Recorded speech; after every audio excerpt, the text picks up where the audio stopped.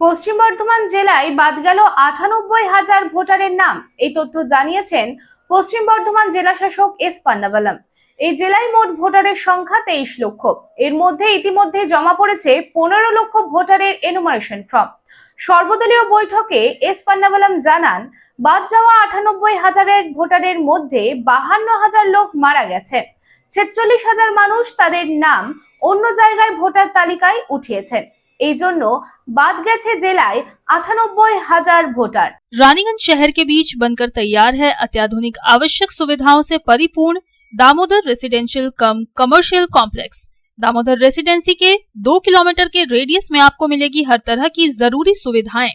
सुरक्षित और खुले वातावरण के इस रेसिडेंशियल और कमर्शियल कॉम्प्लेक्स में आपको मिलेगी 1260 स्क्वायर फीट से लेकर 1639 स्क्वायर फीट के 3 BHK फ्लैट्स। इसके साथ आपको मिलेगी double lift, parking space, swimming pool, gymnasium और कम्युनिटी हॉल की सुविधा। अधिक जानकारी के लिए संपर्क करें 9614147280, 9832287488।